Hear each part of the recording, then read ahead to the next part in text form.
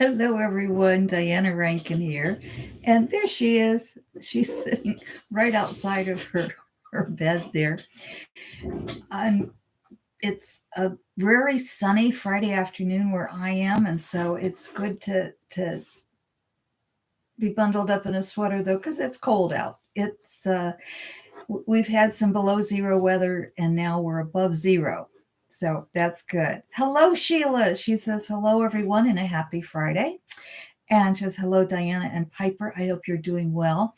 We are doing well. Sheila, certainly we hold you in our healing energy and our prayers, and we hope you're doing well. You know, you're working with the ancestors, and that's not easy to necessarily do, trying to heal them of illness. So we wish you the best, and we always are holding you in our heart. So you take care. And I imagine in Amsterdam, it's probably a little bit colder than it is here, but I hope you're having some sunshine. Teresa says, looking forward to this. Well, thank you, Teresa. Glad to have you joining us live. Love that those of you who can come live, and love your comments here. So that means a lot. Love your likes. I always forget to say, give me the thumbs up, give me the likes if you like what I have to say. And please make comments. Those of you who can't come live, do make your comments in the comment section. Rush says, happy Friday, Diana, with all kinds of beautiful things here. Hugs and hearts and flowers, and love it. Thank you. And Sheila just says, oh, thank you, Diana. You're welcome, Sheila. Thank God Amsterdam never gets colder than 40 or 50-ish. I did not know that. Oh my gosh, that's wonderful. For some reason, I just thought it would get colder there. So that is great. We've had some minus, I think it got down to -7 or 8 one night. It's cold, and that's unusual. That usually we don't get it that cold. So that's unusual for us. But 40s to 50-ish, that sounds like a heat wave. Teresa, welcome. She says, I'm feeling as tumultuous as the title says. Hopefully we're going to be able to help that a little bit. And Juliet says, hello, everyone. Hello, Juliet. And she says, no, it's not so wonderful because it rains all the time in Amsterdam. Oh, Juliet used to live in Amsterdam, and she's now in Ohio. And she lives in Amsterdam. That's her home. Okay, well, so good to see all of you. Today's questions about the tumultuous times we're in, and how do we deal with friends who voted differently than we do, or politically believe differently. And we're going to look at all of that. I kind of combine a couple of different questions, or a few different questions, several came through in different ways. And so I kind of combine them all into these two questions. So thank you for those of you who sent me questions. If you have questions of an esoteric or a general nature that would be of interest to our whole audience, please just email me. My email's below, or you can go to my website, which is just my name, and email me through that. Also read some of the blogs while you're there. And join us on Sacred Circle, the third Friday of every month. More about that, again, on the website. Also, if you have personal questions, let's set up an appointment for you. My fees are on the website as well. Sheila said, haha, that's right, always rain and clouds. We get a lot of clouds and rain and snow in Ohio, but we also get some bright sunshine, which today, and it feels so good when it comes. T. Lynn says, Amsterdam sounds a lot like Seattle weather. You know, I bet it is. I bet it is. Never thought of that. We'll also get a message from one of my books by my spirit guide, Phillip, and it's the Master's Book of Answer. And you just open to any page, and we'll get our message for the week from Phillip. I want to get right in. And Teresa says, Juliet, that must be why Amsterdam is so beautiful. Probably it is beautiful. I've not been there. I'm going to have to get there, aren't I? I want to get right to the questions and what Phillip tells us about that. But I also want to mention that it came to me today when I was thinking about this question, that in the US, most people say body, mind, spirit. I had to think about it. Most people say body, mind, spirit. Indigenous people and many people in other parts of the world say spirit, mind, body. To me, there's a huge difference between spirit, mind, body and body, mind, spirit. And it kind of says what the US is. And we're seeing that, I want to say more and more, but it feels like it's really been there pretty much my whole life, where the body is the most important, and then body, mind, and the spirit's kind of off here.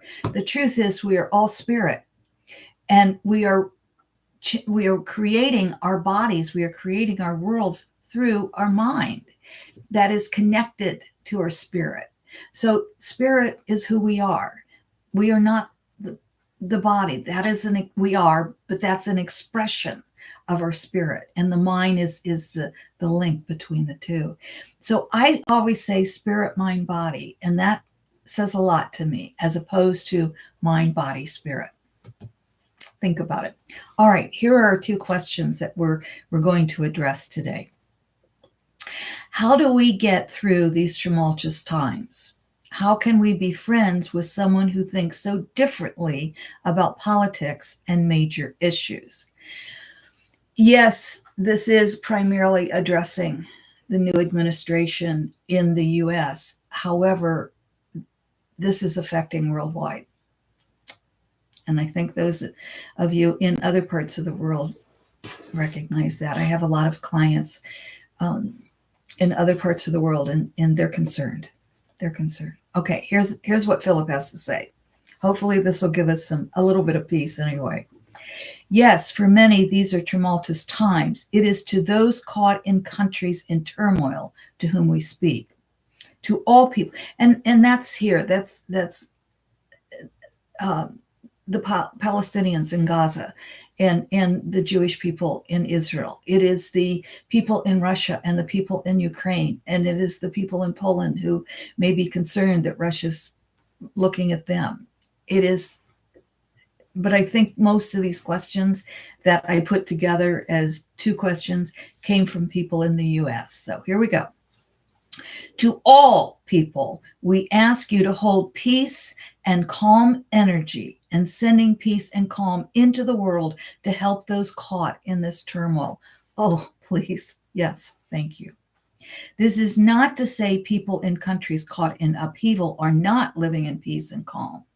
It is to say everyone in the world who can, we ask you, wherever you are, to send out the loving, guiding light to all. See the world filled with love and add acts of kindness to the world every day. The way to weather a storm is to be aware of the storm. And once aware, take actions to be safe in the storm. For those of you who are on my Facebook page, you may have seen where I posted a couple of different days about how when something happens that is upsetting to us, we don't immediately move into peace. We need to process it. We need to grieve. You know, it's just like losing someone or something that we love. We don't want to live in the grief. We don't want to live in fear. We don't want to live in anger, but we still have to process it. And so we process it, and then we move into a place of calm and peace. Phillip goes on to say, for some, this is to remain, well, let me go back to, so you know what for some is, because I interrupted. The way to weather a storm is to be aware of the storm, and once aware, take action to be safe in the storm. For some, this is to remain inside out of the storm. For others, this is to put on a rain suit and walk into the storm. Each soul is now on earth by choice. Each soul has a chosen path to follow. Each soul is a being led along their right path. It is merely each must listen and act when asked. It is necessary each act in love and kindness. This does not deny strength, quite the opposite. We remind you that if you live in fear, fear shall be yours. If you live in love, love shall be yours. Remember, spirit, mind, body. Living in love does not mean there will never be opposition. When opposition comes, you put your hand out and block that energy from entering your heart. I always say use the left hand because that is the right brain, which is the creative feminine side. And we simply put our hand up and say, enough, stop. Whatever that energy coming in that we don't want, we simply stop. And I always put my hand out, I don't know, 6 inches, maybe a foot from my heart. You can put it right here and say stop. You can, but I can't turn my hand that way. Maybe that's why it comes out. But I don't want the energy even close to me. So I always stop, enough. You can also say things like, only love may come to me. Only love may come to me. I also recommend, especially before we go out, especially for those of us who are sensitive, that you merely see that divine, pure white light of pure love coming down and forming a bubble around you. And as it forms a bubble around you, it protects you. And so that helps when we go out and not take on everybody else's energy, because there's a lot of anger out there. Also, when you leave a place, if you can get to Mother Earth and just kind of stomp your feet and shake it off, that helps too. So there are a lot of things that you can do to not take on the energy of what's going on around us. Living in love does not mean you will never feel fear or anger. When you feel these or other fear-based emotions, recognize what you are feeling, take appropriate action as needed, and breathe in love. And then breathe in love again. Then do an act of kindness if only thinking about someone with love and a smile. So don't ignore the fear, recognize it, take action. Breathe in love, breathe again, and then think of an act of kindness. And it might just be thinking of someone and smiling and sending them a little love.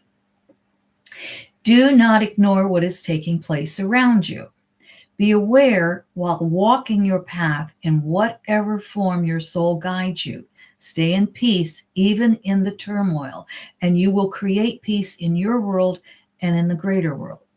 To be friends with another. Remember, spirit, mind, body, we are creating it. So it is so much anger that has created what we have now. It's so much anger that creates these wars. Let's create peace. We're in there. There's an opposition, and we're stronger than the opposition. To be friends with another requires respect for oneself and for the other. This does not always mean you must agree. It does mean you must recognize the other's path and your path are not the same. Excuse me, I need a tissue real quick here. Sorry. Being inside a lot is difficult. My sinuses don't like it. Okay, sorry about that. So remember, you must recognize the other's path and your path are not the same. Allow them not to judge your path, neither are you to judge their path. There are those with whom you have come together to learn and grow your life. It may be to simply grow in empathy or to see a flaw in your life you want to correct. It may be a connection from another life that is to be addressed. Ask yourself why you have come together. This answer will show you more light and understanding of your path. You will also come to know whether or not the other is to remain in your life. I want to also, I don't think Phillip says this, but I also want to say, you'll learn whether or not, should I trust this person? And in these times, you might want to ask yourself that. If you are to part, the two of you, let the parting be gentle, not in anger. Doors may close as others open. Enter the doors opening for you. And here's where Phillip wraps up. This is a time of change. While the energy may seem to be full of evil, it is also full of goodness. Concentrate on the goodness and allow your life to be a beacon of love and light for all.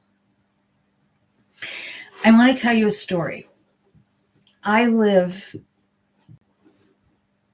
in a rural area in Ohio, and I live in an area where I only know one other person anywhere near me who votes the same way I vote. And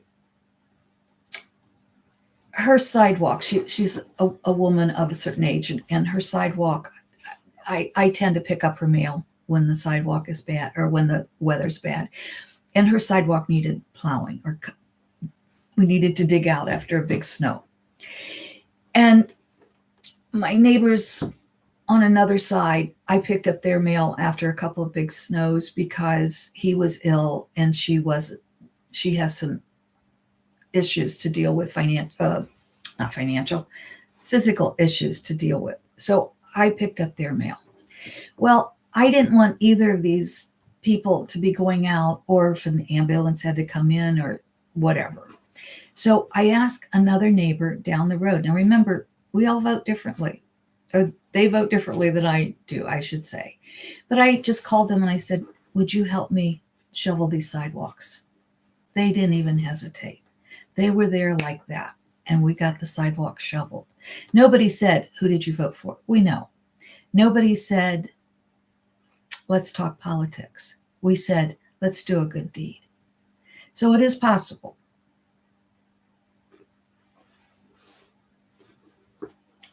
Not with everybody, though. I'll add that. T. Lynn, message retracted. I'm sorry. Teresa says, Juliet says, love those last sentences. Thank you. I'm going to reread them because I think those are the best sentences. Philip always winds up with my favorite sentences. So let's reread that last few sentences. This is a time of change. While the energy may seem to be full of evil, it is also full of goodness. Concentrate on the goodness and allow your life to be a beacon of love and light for all. Easy? I think the spiritual path, I think it's much more difficult to walk than the normal human path. But I will say there's a sense of peace. There's a sense of inner joy that comes as we walk that path. And as we learn to love ourselves, we really learn, no matter what's happening in the world, and not to say we don't speak out if that's our path, but no matter what's happening, we're at peace.